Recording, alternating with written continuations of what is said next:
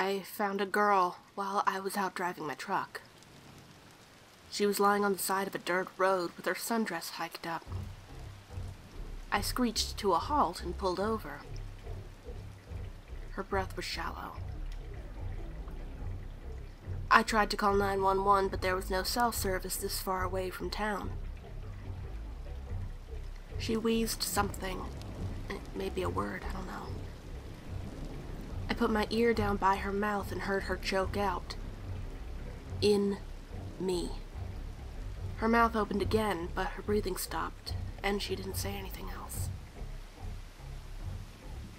I ran back to the truck to grab the emergency medical kit, like I had any idea what the hell I was doing. When I turned back around, she was standing. Her yellow sundress was on the ground around her feet, and she was completely naked.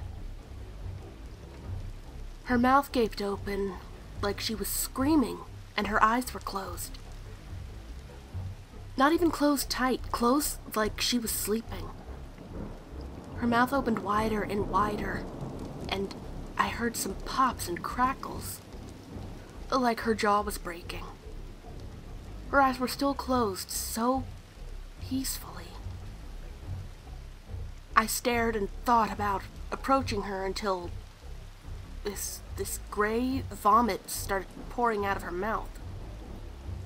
The whole area was dead quiet aside from the splashing when it hit the ground. No bird sounds, no insects. Her eyelids didn't even move. I backed away towards the truck, fumbling in my shorts pocket for my keys.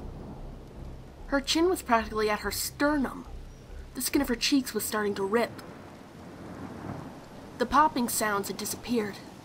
I guess her jaw was completely separated. The gray liquid flooded out of the wreckage of her mouth and pooled in the mud around her bare feet. My butt hit the bed of the pickup as I backed into it. I stood there and watched from about 40 feet away. Her neck, it extended. Just her neck. It pushed upwards from her shoulders, the skin elastic and unbreaking, her spine somehow elongating. The gray fluid splashed harder on the ground as it fell from a greater height. She was easily 20 feet tall at that point. All neck. Still growing. Her eyes remained closed with a beatific calm.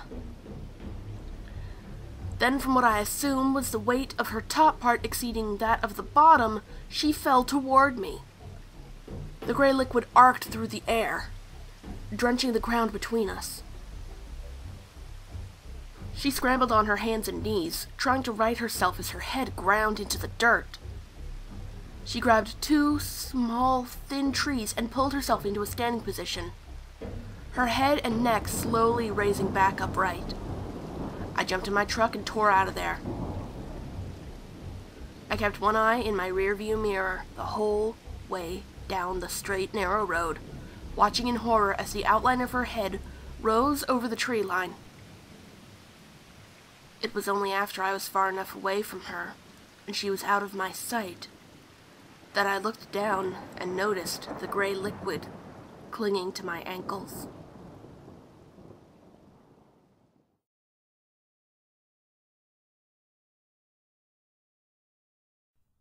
If you, unlike certain large corporations, enjoy horror and being scared, you can support this channel on Patreon located in the link in the description below.